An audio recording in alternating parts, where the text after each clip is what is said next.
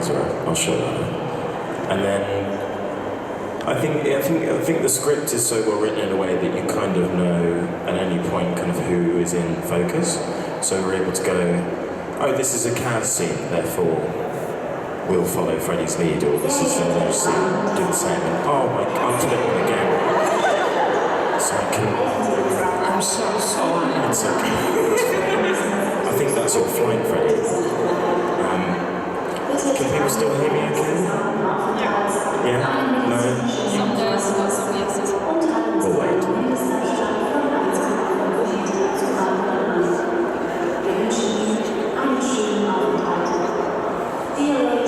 He asked me to dance. It's okay. Yes. It's got to get beat. Perfection. Oh, no, it's in English, okay.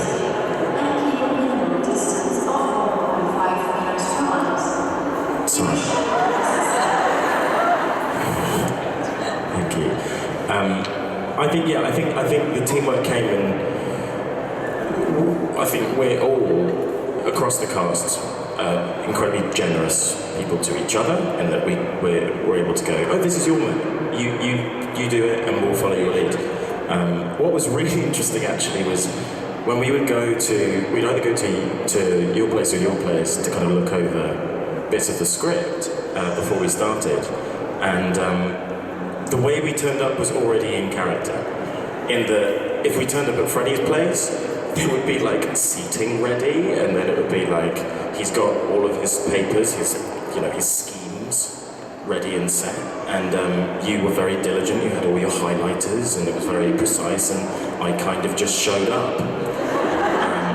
I showed up, and I was like, tea, coffee. Milo. Well, I hadn't met Milo yet. This is the point where I didn't even know about Milo. We only had the first 2 episodes, so I think we found a way of.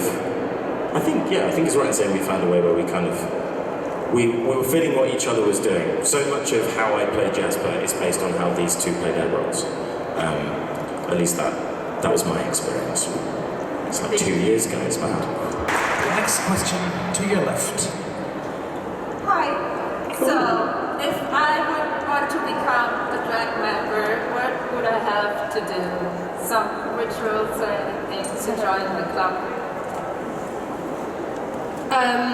You're going to have to make a really good cake. Perfect, I love baking. Great. And then you can come in and join. It's just like that? Okay. I didn't realize the rules had changed. I had a much harder initiation than that. I think you've got to talk to the big man. You got to talk to the boss man, Mr. You've got to be a good investment. And also be able to make nice cakes. Yeah. No, there's probably some sort of brutal initiation involving beating the hell out of someone. Yeah. Well, in my case, it's surviving a fight that you engineered in order that you could save me. In this bag. I think she just wants to be involved.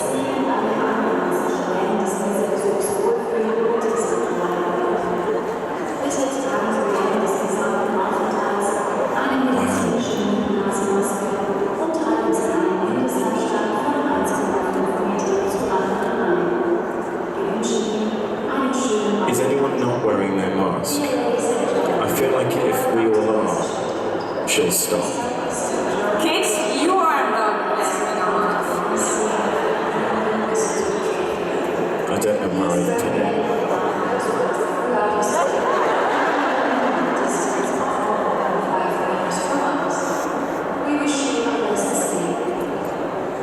Worked. Thank you.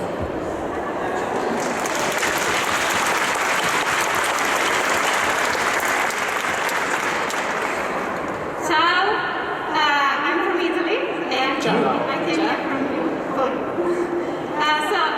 Keith yesterday talked about pets, and with the news of online casting, I was wondering if you like musicals, and if you do, what's your favorite one? It's a great question. I personally don't know about you two, but I was very upset to hear of Sondheim's passing. That is genuinely one of the few actual geniuses of our time. Judi Dench actually said she has worked with one genius in her career, and his name is Stephen Sondheim. What he's contributed to music and musical theatre especially, but to music, is unlike anything I've ever heard. What about you two? Favorite musical film? I've actually been listening to Merrily We Roll Along since I heard the news. I was also very moved and very sad about that. But yeah, Merrily We Roll Along is definitely up there.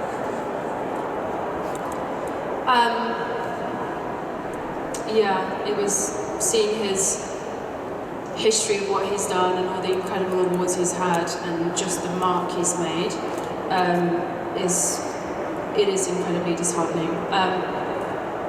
Favourite musical? I don't know if I can choose either right now. I'll have to listen through everything again and see which one it is, because right now it's just so many that I can't name all of them. Who do you think is the most underrated character?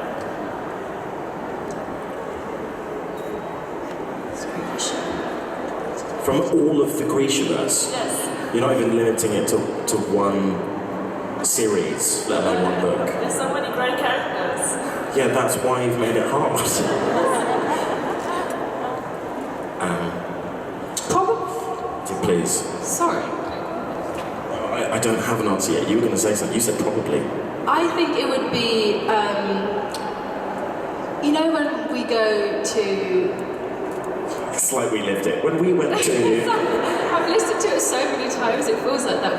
When we go to the ice court and someone's looking after the schooner. Yeah. Was Rotty, him. I think I love him so much. He's always there, and he's always has our back. Designated driver. I'm going to go for Bagra. Now, I know that she's very highly rated, but I actually don't think you can rate her highly enough, so she is therefore underrated. Yeah. I've always had a soft spot for Jost. I feel bad for Jost. Like, he starts the Six of Crows duology and like, oh, here's our guy, and then it's like, nah. No, it doesn't end well for Jost. Or Just, depending on how you read it. Yeah. I would really love to, if we ever got there, to meet the person who would be cast. I'd be like, oh, you're going to have such a great time for a bit. Yeah, Jost.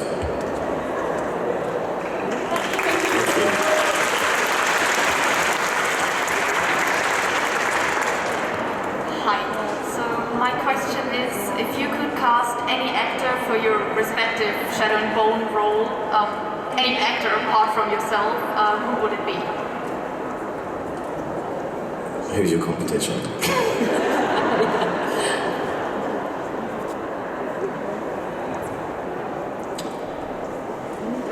Oh, that's really hard. I've never thought about that. It's mine. Exactly, it's mine. They can all go away. I'm going to say no one. No one. No one. It can only be a fantasy.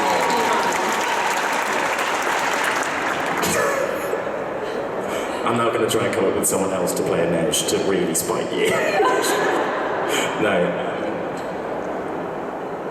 I remember all the fan castings because when we were cast, because basically no one knew who I was. They picked lots of familiar faces. Lots of them are models, so because they look like what people have in their minds. So I can't list a lot necessarily, but I feel like this, even just from old films I've watched, had Shadow and Bone or Six of Crows been made in the mid-50s or 60s, I'd be like, get Sammy Davis Jr. Get like one of the Rat Pack guys, because he's got that kind of swagger and that kind of jazz era confidence that I think is really fun. Or Nat King Cole.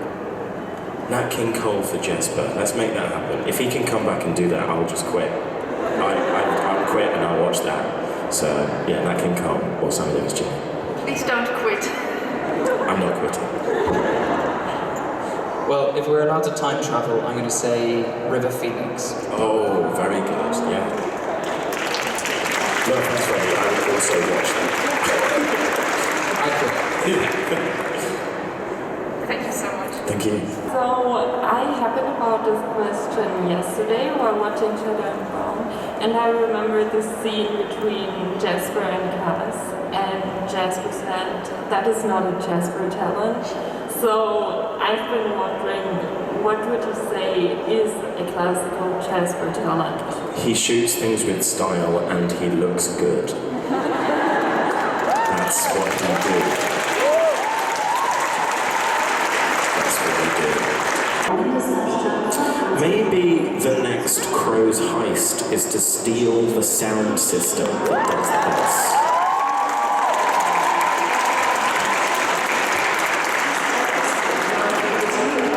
If you all want to join, you're more than welcome. Oh yeah, okay, that's in English. And keep a minimum distance of 1.5 meters from us. We wish you a pleasant stay.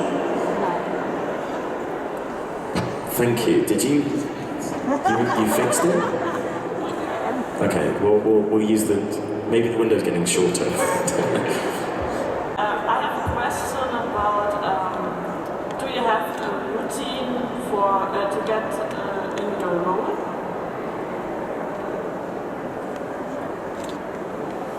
I think there were a few things I did at the beginning. I had a playlist of music that I would listen to as I was getting ready. I sort of would try and sort of, as I put the gloves on, try and feel a bit different. And then when I sort of took hold of the cane, try and do a couple of little movements that made it feel like it was really mine and I really sort of had it. It was like a fifth limb almost. But then because we filmed so much and for such an extended period of time, towards the end, just being around these guys made me feel sort of more in character, I suppose. I think when I got in my trailer, I always sprayed a certain kind of smell, depending on what the scene was and what we were doing for that day. Just because Inej was taken away from home, and she has these triggers that I really wanted to find, whether that was not in the script or wasn't. I wanted something where she didn't forget her past. So I would spray a certain type of smell, whether that was geraniums to remind herself, of her mother, or the smell of vanilla, which is another trigger for her. So I would do those kind of things, but I think before we started this scene, I tried to find exit points. So if anything was to go wrong, she would know, right, who are the baddies and how can I escape and how long would it take me to get from A to B and still protect my crew, because that's what she does. So that was the mindset, and then the physicality was a smell. I tried to, this isn't a joke, turn up on time. And I don't mean that in that I'm very, I'm normally late, I just mean that in that if you turn up on time, you're not rushing, you're not waiting around, which means you're constantly in a place where you can put your attention on things each day. Because what we were doing was never the same. You have to be ready and be excited for that thing every day. And that was really useful. But for me, mainly, we had so many conversations at the beginning about what Jesper was wearing. Because it seemed like, at least with you two, what you were wearing, there were lots of choices to be made, but the ballpark, Kaz is going to be in dark clothes. As soon as they pull out bright green, you'd be like, not sure that's for Freddie. But with Jesper, there was loads, they were like, maybe this, maybe that, maybe that, maybe that. We just know we kind of want it to be green. And I was like, that's a lot of stuff. So when we found the clothes, putting on those clothes was kind of like suiting up in a superhero suit. It meant something, it felt like something. And then it was music to kind of get the walk, get the kind of thing ready, wake up basically, because we'd start very early. And then I was just that annoying guy who was always constantly twizzling the guns. That was it. Thank you. Thank you. I was not there, I deny everything. Sure, you weren't there. When we shot the stuff at the Little Palace, all the guys on the Shadow and Bone side went out there for like 3 weeks, but that was outside of the city. It was like almost the other side of the country, so we had to go out and get housing there. And we were taken to this really remote golf course, really fancy golf course, but like remote, nothing around. And it was in the off-season, so it felt like we were at like a Bond villain's house. Like it was really quite eerie, and you just had these swans walking about, and that was the only other life other than the Shadow and Bone cast. I remember there was a day when I came back early from shooting, and some of us decided we might explore the terrain at high speeds. And the only vehicle in sight might have been a golf cart. Do I regret it? No. Would I do it again? I guess we'll find out. And I mean, there were plenty of seats in the golf cart, but Ben Barnes decided to sit on the roof. So that's a little cue into offense. I remember people being back at the golf course going, "What's happening on the horizon over there?" And we were like, "Why?" Yeah. We'd known each other for a while by then. Thank you.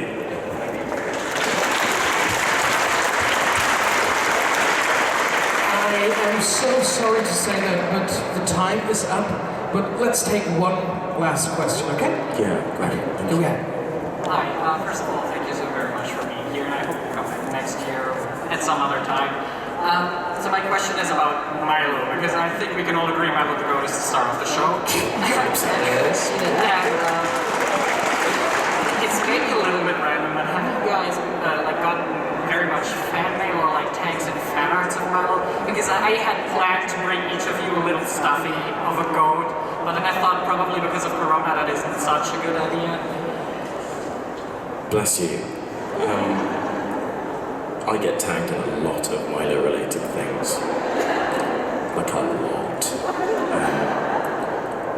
People send me pictures of, this is all over the world, anyone who sees a goat in live action, in real life, with their 2 eyes, videos it, or takes a picture, and sends it to me.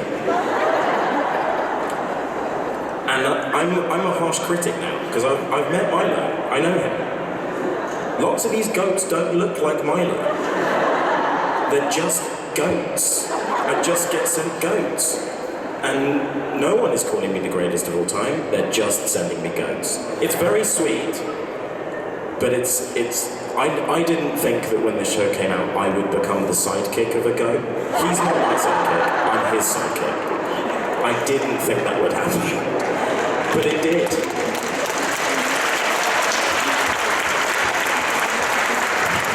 That's my legacy, So I want to say thank you very much for being here. Before Comic-Con, I really liked the show. After meeting you guys, I really love the show. And I'm looking forward for season 2 and hope to see you again next year. Let's hear it for Kid Young.